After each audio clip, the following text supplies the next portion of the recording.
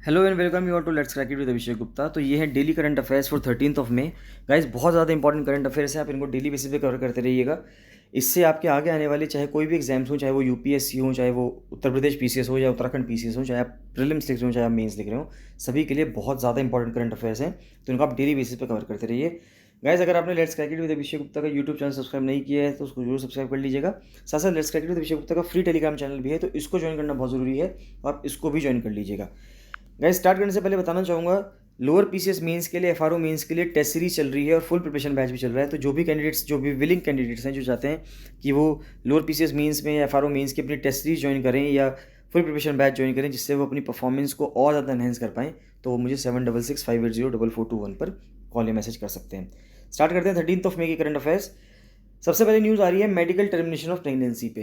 Pregnancy के ऊपर अभी हाल ही में इश्यूज चल रहे हैं, तो उसके लिए मेडिकल टर्मिनेशन ऑफ प्रेगनेंसी, यानी कि जो लीगली अबॉर्ट करवाना चाहते हैं अपने बच्चों को, कि लीगली अबॉर्ट कर दें, जो अनबॉर्न बेबी है जिसका भी जन्म नहीं हुआ है, तो उसके लिए मेडिकल टर्मिनेशन ऑफ प्रेगनेंसी 1971 में एक एक्ट आया था। तो उसके ऊपर ये न्यूज़ आ रही है कि under the general criminal law, जो भारत का जनरल क्रिमिनल लॉ है IPC, voluntarily causing a women with child to miscarry, कि जो लेडीज़ चाहती हैं कि वो जानबूझ के चाहती है, वॉलंटरी खुद से चाहती हैं कि वो अपने बच्चों को गिरा दें, मिसकैरी कर दें, ये अपने आप में एक ऑफेंस है, attracting a jail term of up to 3 years. तो उसमें 3 साल तक की सज़ा या जुर्माना, जो आर्थिक जुर्माना होता है, दोनों या दोनों भी चीज़ें लग सकती हैं उस महिला पे, जो महिला ये करती है, unless it was done in good faith. ये तब तक ठीक है अगर उसको गुड फेथ में किया गया। गुड फेथ का इन द सेंस क्या हुआ कि अगर मान लेते हैं उस बच्चे के होने की वजह से जो मदर है उसकी ज़िंदगी पे कोई खतरा है, तो अबॉर्ट आप करवा सकते हैं। एक बात। दूसरी बात ये मान लेते हैं अगर ये पता चलता है टेस्ट्स के द्वारा कि वो जो बेबी है वो फिजिकली डिसेबल्ड पैदा होगा या मेंटली रिटार्डेड अगर वो बच्चा पैदा होता है, तो वहाँ पे भी अबॉर्ट करवाना लीगल माना जाएगा। तो a pregnant women causing herself to miscarry is also an offender. जो प्रेग्नेंट वुमेन जो खुद चाहती है कि वो बच्चा मिसकैरी करवा दे, तो वो भी सज़ा की हकदार है under this provision, apart from the person causing the miscarriage, which in most cases would be a medical practitioner. तो 1971 में बहुत सारे डिस्कशंस के बाद, डेलिब्रेशंस के बाद, बहुत सारी सलाह मशवरों के बाद मेडिकल टर्मिनेशन ऑफ प्रेगनेंसी लाया गया था। इस एक्ट ने अनेबल किया, इससे पहले अगर जब तक ये एक्ट नहीं था तब तक भारत में किसी भी तरह का अबॉर्शन इनवैलिड था, आप अबॉर्ट नहीं करवा सकते थे। लेकिन 1971 के इस एक्ट के बाद आप कुछ कारणों की वजह से बेबी को अबॉर्ट करवा सकते हैं। The law provides for set of reasons based on which an MTP can be assessed. The continuation of the pregnancy would involve a risk to the life of the pregnant women. अगर मान लेते हैं pregnancy continue रहेगी, तो हो सकता है उससे गर्भवती महिला के जीवन को खतरा हो सकता है और result in grave injury to her physical और मेंटल हेल्थ। और ये भी हो सकती है कि उसकी शारीरिक या मानसिक स्वास्थ्य को बहुत ज़्यादा हानि हो सकती है, बहुत ज़्यादा चोट लग सकती है। तो इस चीज़ से बचने के लिए वो लेडी अबॉर्ट करवा सकती है। The law explains that if the pregnancy is as a result of rape. अब मान लेते हैं ये हुआ कि अगर वो प्रेगनेंसी रेप की वजह से होती है या कॉन्ट्रासेप्टिव फेलियर हो गया, यानी जो गर्भ निरोध उन्होंने यूज़ किया होगा कपल ने, अगर वो उसका फेलियर हो जाता है, तो देन द प्रेग्नेंट वुमेन और her partner to limit the number of children. और ये भी हो सकता है कि मान लेते हैं ऑलरेडी उनके पास अगर 2 बेबीज़ हैं और वो चाहते हैं कि उनका 3rd बेबी ना हो, और अगर वो लेडी प्रेग्नेंट हो जाती है, तो इस केस में अगर दोनों की सलाह है, वहाँ पे दोनों की राय है हस्बैंड और वाइफ की, तो वहाँ पे अबॉर्शन हो सकता है। To prevent a pregnancy, the anguish caused by the continuation of such a pregnancy would be considered to be a grave injury. अब मान लेते हैं अगर मदर फादर नहीं चाहते हैं कि उनकी प्रेगनेंसी, मदर की जो प्रेगनेंसी है वो चलती रहे, लेकिन अगर ऐसा ना हो और उसको चलानी पड़े उनको, तो इससे क्या होगा, उनको एक बहुत ही ज़्यादा मेंटल ग्रेव इंजरी मानी जाएगी, जिससे कि उनको उस मेंटली जो वो परेशान होंगे, तो उससे बचने के लिए वो अबॉर्ट करवा सकते हैं। दूसरा रीज़न जो है for seeking an MTP is the substantial risk that if the child was born it would suffer from any serious physical और मेंटल एबनॉर्मलिटी। तो ये भी हो सकता है कि अगर वो ऐसा बच्चा पैदा होगा तो वो किसी गंभीर शारीरिक या मानसिक जो दिक्कतें होती हैं, एबनॉर्मैलिटी होती है, असामान्यता होती है, उससे पीड़ित हो सकता है, तो उस बच्चे को भी अवॉर्ड किया जा सकता है। The existence of one of these circumstances at least along with the medical opinion of the medical practitioner registered on the MTP act is required.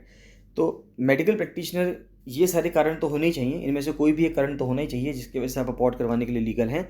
साथ ही साथ मेडिकल प्रैक्टिशनर यानी कि जो डॉक्टर है जो अबॉर्ट कर सकता है, उसकी राय बहुत ज़रूरी है। अगर वो राय लिख के देता है कि यस ये एलिजिबल हैं फॉर अबॉर्शन, तभी अबॉर्शन हो पाएगा, मेडिकल टर्मिनेशन हो पाएगा प्रेगनेंसी का। A pregnant person can not ask for a termination of pregnancy without fitting in one of the reason set out in the law. बिना कानून के तहत जितने भी कारण बताए गए हैं, अगर कोई पर्सन उनमें सेट नहीं बैठता, तो वो प्रेगनेंसी को टर्मिनेट नहीं कर सकता। दूसरे लिमिटेशंस जेस्टेशनल एज भी है। ये भी कहा गया है कि कितनी एज तक यानी कितने टाइम तक आप अबॉर्ट करवा सकते हैं, इस टाइम के बाद आप अबॉर्ट नहीं करवा सकते। तो प्रेगनेंसी एक्ट के तहत ये माना गया है कि अगर 20 हफ्ते तक, जब से प्रेगनेंसी स्टार्ट हुई है तब से लेके 20 हफ्ते तक यानी कि अराउंड 5 महीने तक आप प्रेगनेंसी को अबॉर्ट करवा सकते हैं।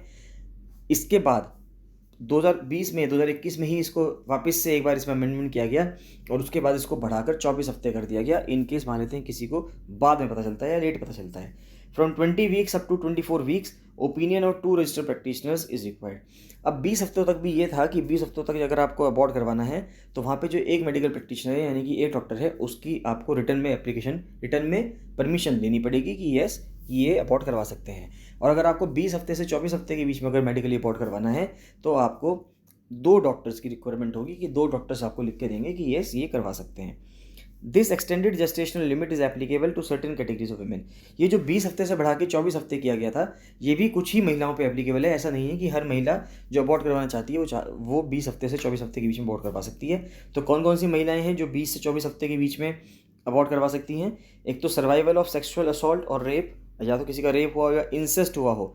इंसेस्ट यानी कि कोई नाबालिग हो, या अब यहाँ पे जो इंसेस्ट होता है, इंसेस्ट का मतलब ये होता है मान लेते हैं किसी ब्रदर सिस्टर ने अगर कर लिया और वहाँ पर अगर बेबी बॉर्न हो रहा है तो उसको मेडिकली अबॉर्ट करने के लिए इंसेस्ट कहा जाता है। माइनर्स हैं यानी कोई नाबालिग है। Change of marital status during the ongoing pregnancy, मान लेते हैं कोई विमेन प्रेग्नेंट है और प्रेग्नेंट रहते रहते यानी कि जैसे वो प्रेग्नेंट हुई इसी दौरान या तो उसका डिवोर्स हो जाए या वो विमेन विडो हो जाए यानी कि उसका जो हस्बैंड है उसकी डेथ हो जाए, तो वो भी मेडिकली अबॉर्ट करवा सकती है 24 हफ्ते तक। आइदर विडोहुड और divorce, women with major physical disability, मान लीजिए कोई महिला ऐसी है जिसके पास कोई मेजर फिजिकल डिसेबिलिटी हो गई। मेंटली इल विमेन है यानी कि मेंटल रिटार्डेशन है या ground of foetal malformation incompatible with life, यानी कुछ भी अगर ऐसी दिक्कत आती है तो वो लेडी 24 हफ्ते तक भी मेडिकली अबॉर्ट करवा सकती है। Any decision for termination of pregnancy beyond 24 weeks only on the ground of foetal abnormality can be taken by medical board as set up in each state.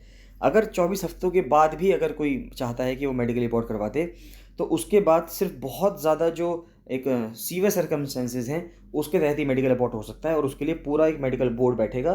तो मेडिकल बोर्ड बैठने के बाद मेडिकल बोर्ड डिसीजन लेगा कि क्या वहाँ पे medical termination हो सकता है प्रेगनेंसी का या नहीं। No termination of pregnancy can be done in the absence of the consent of the pregnant person irrespective of age और मेंटल हेल्थ। जो विमेन है यानी जो महिला है जिसको अबॉर्ट करवाना है उसकी रिटर्न एप्लीकेशन यानी उसकी रिटर्न परमिशन की ज़रूरत ज़रूर पड़ेगी। यानी हम ऐसा नहीं है कि उसके जो हस्बैंड होगा या उसके जो फैमिली मेम्बर्स हैं वो अपनी मर्ज़ी से मेडिकली अबॉर्ट करवा दें, ऐसा नहीं हो सकता। जो प्रेग्नेंट विमेन है उसकी कंसेंट बहुत ज़्यादा ज़रूरी है। प्रेग्नेंट पर्सन की कंसेंट के बिना मेडिकली अबॉर्शन नहीं हो सकता। नेक्स्ट आता है insurance cover for health workers extended by 180 days. तो जो इंश्योरेंस स्कीम थी पीएम स्वनिधि जो स्कीम थी स्ट्रीट वेंडर्स के लिए जिसमें 10,000 रुपीज़ मिला करते थे as an insurance as an आप कह सकते हो लोन अमाउंट, उसको 180 डेज तक के लिए बढ़ा दिया गया है। तो insurance cover under the Pradhan Mantri Garib Kalyan package was extended by 180 days. तो जो प्रधानमंत्री गरीब कल्याण पैकेज है उसको 180 दिन तक बढ़ा दिया गया insurance cover. The scheme was launched in March 2020 to provide insurance cover for 50 lakhs। अच्छा, ये इट्स नॉट पीएम स्वनिधि, ये पीएम स्वनिधि स्कीम नहीं है, ये इंश्योरेंस कवर के लिए है। जो इंश्योरेंस कवर दिया जा रहा था हेल्थ वर्कर्स को, I am sorry for that. तो ये इंश्योरेंस कवर जो दिया जा रहा था हेल्थ वर्कर्स को, तो जो प्रधानमंत्री गरीब कल्याण पैकेज है उसको एक्सटेंड कर दिया गया 180 डेज से। स्कीम लॉन्च की गई थी मार्च 2020 में to provide insurance cover of ₹50 lakh. तो 50 लाख का जो इंश्योरेंस कवर था उसको प्रोवाइड किया जा रहा था, तो इसको मार्च 2020 तक प्रोवाइड किया जाएगा for public health workers such as doctors nurses paramedics. अब किस किस को प्रोवाइड किया जा रहा था ये मार्च 2020 से, जब से ये स्कीम आई है 50 लाख का इंश्योरेंस, या तो डॉक्टर्स को, नर्सेज को, पैरामेडिक्स को, आशा वर्कर्स को, यानी कि जो भी कोविड-19 पेशेंट्स को ट्रीट करने के लिए रिस्पॉन्सिबल थे और जो भी कोविड-19 पेशेंट्स के साथ डीलिंग कर रहे थे उस टाइम पे, कोरोना के टाइम पे। देखिए मार्च 2020 में कोरोना बिल्कुल स्टार्ट ही हुआ था भारत में, तो उस टाइम पे इस स्कीम को लॉन्च किया गया था जिसके तहत सभी डॉक्टर्स को, मेडिकल प्रैक्टिशनर्स को 50 लाख तक का इंश्योरेंस दिया गया था कि इन केस अगर उनकी डेथ होती है या कुछ भी उनको प्रॉब्लम होती है तो 50 lakh rupees as a compensation amount उनको मिल जाएगा उनके फैमिली मेम्बर्स को। Scheme also cover serving and retired staff. अब स्कीम कौन कौन लोगों को कवर करती है? जो सर्व कर रहे हैं या रिटायर्ड स्टाफ हैं प्राइवेट हॉस्पिटल के, लोकल अर्बन बॉडीज़ हैं, डेली वेज और कॉन्ट्रैक्ट स्टाफ है, या एम्स का स्टाफ है, इंस्टीट्यूट ऑफ नेशनल इंपॉर्टेंस का स्टाफ है, हॉस्पिटल हैं सेंट्रल मिनिस्ट्री के, तो जो भी कोविड-19 पेशेंट्स को केयर कर रहे थे उन सभी के लिए 50 लाख का इंश्योरेंस अमाउंट था। This cover is over and above any other insurance cover being avail to the beneficiary. मान लेते हैं इसके अलावा अगर कोई बेनिफिशियरी यानी कोई भी पर्सन अगर कोई इंश्योरेंस का फ़ायदा ले रहा है तो ये इंश्योरेंस उससे ऊपर था, यानी कि वो अपने इंश्योरेंस का फ़ायदा ले ही सकता है, साथ साथ इसका तो उसको मिलेगा ही मिलेगा, यानी कि 50 लाख का इंश्योरेंस सभी को मिलेगा। नेक्स्ट आता है पार्लियामेंट ने पास किया एक bill to collect identifiable details of convicts and arrested persons, यानी कि जो डिटेल्स ऐसी होंगी जिससे कि हम किसी पर्सन को आइडेंटिफाई कर सकें, जैसे उसकी आइरिस स्कैन, रेटिना स्कैन, हाथ के फिंगरप्रिंट्स या हाथ के प्रिंट्स, या आप कह सकते हो जो आपका पाम होता है उसके प्रिंट्स, हथेली के प्रिंट्स यानी कि पैर के प्रिंट्स, तो इन सबको आप इकट्ठा कर सकते हैं, उनको कुछ सालों के लिए रख सकते हैं। तो इसके ऊपर पार्लियामेंट ने एक बिल पास किया है, the criminal procedure identification bill 2022 पास किया गया पार्लियामेंट के द्वारा 6 अप्रैल 2022 को। तो बिल ने रिप्लेस कर दिया आइडेंटिफिकेशन ऑफ प्रिजनर्स एक्ट 1920। इससे पहले आइडेंटिफिकेशन ऑफ प्रिजनर्स एक्ट हुआ करता था 1920, तो इसको रिप्लेस करके क्रिमिनल प्रोसीजर आइडेंटिफिकेशन बिल 2022 लाया गया। Act authorises the collection of certain identifiable information. तो कुछ आइडेंटिफाइबल इन्फॉर्मेशन है, यानी कि ऐसी इन्फॉर्मेशन है, ऐसी पहचान के जरिए हैं जिससे आप किसी व्यक्ति को पहचान सकते हैं। About specified person such as convicts for investigation of crime. ये जो कन्विक्ट होता है यानी जिसको सजा मिल गई कोर्ट के द्वारा, जो कन्विक्टेड पर्सन है उसकी डिटेल्स आप ले सकते हो जिससे कि आप क्राइम की इन्वेस्टिगेशन अच्छे से कर सकें। बिल ने एक्सपेंड किया, यानी कि जो ये बिल है, ये पहले the bill expands the ambit of such details and persons whose details can be taken. तो इसने जो बिल आया, ये जो पार्लियामेंट में पास हुआ 2022 का, इसने नेशनल क्राइम्स रिकॉर्ड ब्यूरो को यानी कि NCRB को ये कहा कि आप कलेक्ट कर सकते हैं, स्टोर कर सकते हैं, प्रिजर्व कर सकते हैं इन डिटेल्स को। तो details about convicts and other person अगर हम देखें तो पहले जो ये एक्ट हुआ करता था 1920 वाला, ये एक्ट परमिट करता था कलेक्शन ऑफ फोटोग्राफ्स, कि आप फोटोग्राफ इकट्ठी कर सकते हैं, स्पेसिफाइड डिटेल्स दे सकते हैं कन्विक्ट की, जैसे कि फिंगर इंप्रेशन हो गया या फुटप्रिंट इंप्रेशन हो गया। पहले तो 1920 के एक्ट से तो इतनी चीज़ें थी।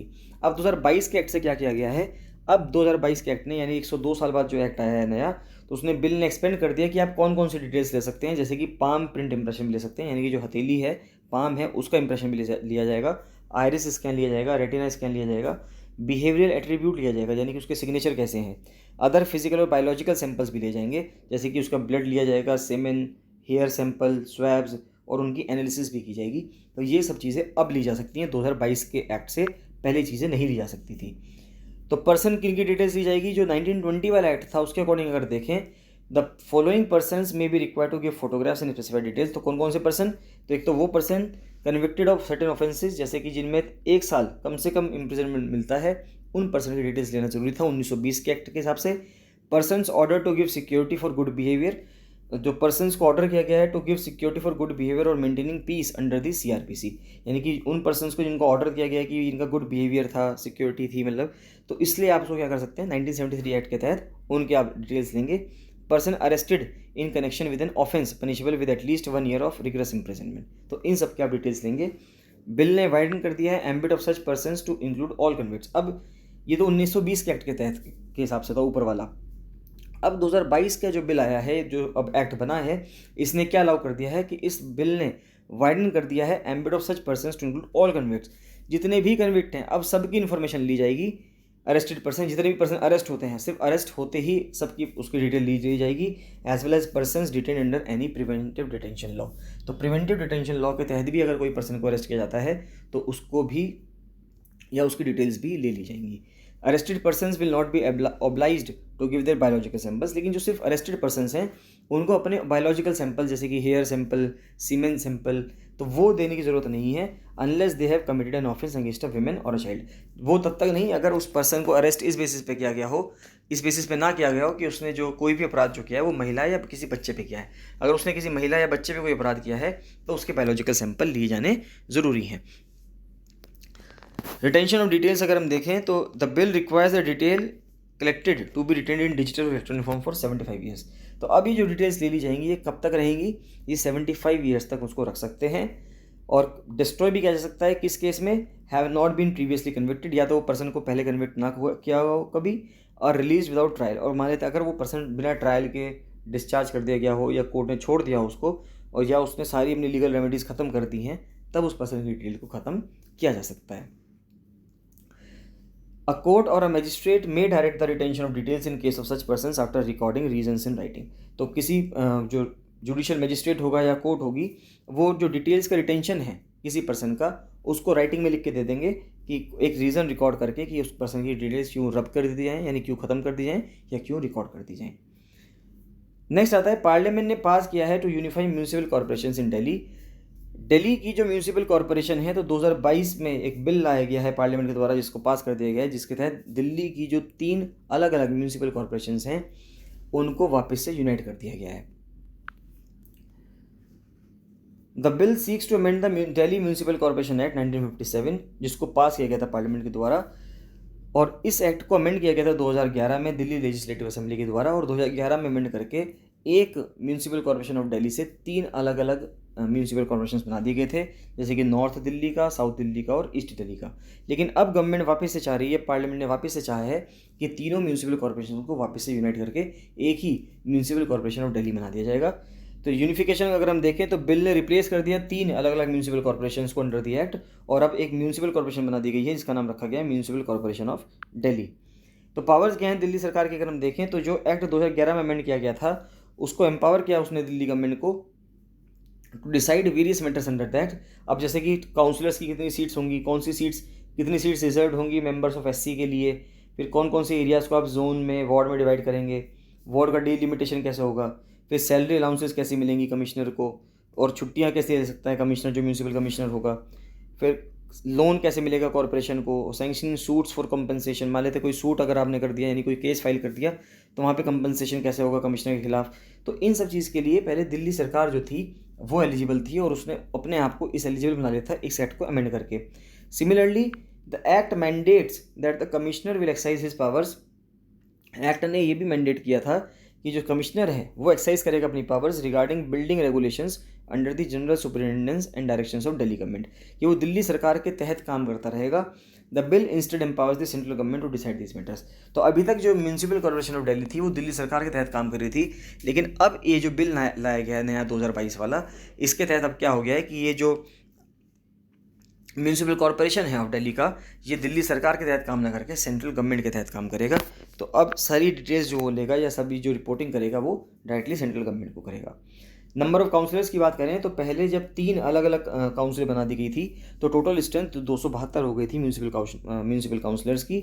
इस बिल ने म्यूनिसिपल काउंसलर्स की जो नंबरिंग है, यानी कि आप कह सकते हो कितनी स्ट्रेंथ होगी, तो वो मैक्सिमम 250 तक हो सकती है, इससे ऊपर अब नहीं जाएगी।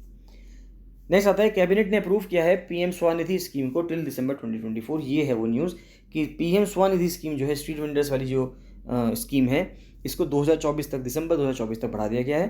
तो यूनियन कैबिनेट ने अप्रूव कर दी है पीएम स्वनिधि स्कीम, जो मार्च 2022 से लेके दिसंबर 2024 तक। इनिशियली इस स्कीम को एनविसाज किया गया था कि आपको 5,000 करोड़ रुपए तक लोन मिलेंगे, यानी टोटल अमाउंट जो मिलेंगे 5,000 करोड़ बांटे जाएंगे लोगों को, लेकिन इसको बढ़ाकर अब 8100 करोड़ कर दिया गया है। तो जून 2020 में जब इस स्कीम को लॉन्च किया गया तो 10,000 रुपये दिए जाएंगे लोन के रूप में स्ट्रीट वेंडर्स को, कोलेटरल फ्री, यानी कि आपको कोई भी उसके लिए गिरवी नहीं रखनी, कोई चीज़ें, आप लोन ले सकते हैं 10,000 रुपये तक का। The scheme was launch to provide financial assistance to street vendors, की फाइनेंशियल असिस्टेंस मिले, यानी वित्तीय सहायता मिले स्ट्रीट वेंडर्स को, जो रेडी लगाने वाले लोग हैं, जिससे कि वो जो कोरोना के दौरान उनका जो बिजनेस खराब हुआ है वो बिजनेस को वो रिवाइव कर सकें। Vendors availing loan under the scheme are eligible for an interest subsidy of 7%, तो 7% की इंटरेस्ट सब्सिडी मिलेगी। इसका मतलब ये हुआ कि अगर लोन की किस्त 10% के रूप में जाएगी, 10% अगर जाएगी, 10% का उस पर लोन का इंटरेस्ट है, तो 7% इंटरेस्ट का वेवर मिल जाएगा सरकार की तरफ से, तो उसको सिर्फ 3% का खर्चा देना पड़ेगा। Since vendors have not fully recovered from the effect of कोविड-19, तो स्कीम को बढ़ा दिया गया है to provide a source of credit, ये क्रेडिट के रूप में दिया जा रहा है। इंक्रीज डिजिटल ट्रांजैक्शंस, की डिजिटल ट्रांजैक्शंस बढ़ेंगे इससे, और reduce the impact of non performing assets on lending institutions. Prelims के अगर फैक्ट्स देखें तो बीवी दोषी जो है उनको रॉयल गोल्ड मेडल मिला है। ये नोटेड आर्किटेक्ट हैं भारत के, बालकृष्ण विठलदास दोषी, उनको प्रेस्टीजियस रॉयल गोल्ड मेडल का अवार्ड मिला है 2022 का, जो दुनिया का हाईएस्ट ऑनर है आर्किटेक्चर के लिए, वास्तुकला के लिए। इससे ऊपर कोई भी अवार्ड नहीं है। Royal gold medal is approved personally by queen Elizabeth. तो क्वीन एलिजाबेथ ने ब्रिटेन में इनको दिया है and is given to people who have had a significant influence on the advancement of infrastructure या आर्किटेक्चर। तो आर्किटेक्चर में, वास्तुकला में जिसने भी बहुत उत्कृष्ट काम किया हो दुनिया में, उसको ये अवार्ड दिया जाता है। 94 ईयर के पर्सन है ये आर्किटेक्ट, जिनको ये ऐसे पर्सन हो गए हैं, रेयर ऑफ द पीपल हो गए हैं, जिनको दोनों अवार्ड्स मिले हैं, दोनों प्राइज मिले हैं आर्किटेक्चर के, एक तो रॉयल गोल्ड मेडल और Pritzker architecture prize in their life time. Mister Doshi has been conferred the prestigious medal in recognition of his architectural achievements. तो जो उन्होंने आर्किटेक्चरल अचीवमेंट्स किए हैं उसके लिए उनको ये अवार्ड दिया गया है। कुछ क्वेश्चंस आते हैं। तो भारत ने नेशनल टेक्नोलॉजी डे मनाया है 11 मई को अपनी एनिवर्सरी सेलिब्रेट करने के लिए, जो उसने पोखरण टेस्ट किए थे न्यूक्लियर के 1998 में। तो हर साल इस दिन को ऑब्जर्व किया जाता है to recognise the achievements and contributions of scientists and engineers. तो साइंटिस्ट्स के द्वारा और इंजीनियर्स के द्वारा जो भी कॉन्ट्रीब्यूशन रहा है भारत देश को उत्थान करने में, उसके लिए नेशनल टेक्नोलॉजी डे के रूप में मनाया जाता है 11 मई को। तो इसके बेसिस पे कुछ क्वेश्चंस हैं, इनको कर लेना बहुत इंपॉर्टेंट है। आगे यूपीएससी पूछ सकता है या यूपी पीसीएस पूछ सकता है या उत्तराखंड पीसीएस भी किसी एग्जाम में पूछ सकता है। एक साइंटिस्ट पूछे जा रहे हैं कि वो साइंटिस्ट का नाम बताइए who worked in the fields of physics and astronomy, जिन्होंने फिजिक्स के रूप में, भौतिकी में और एस्ट्रोनॉमी में काम किया हो।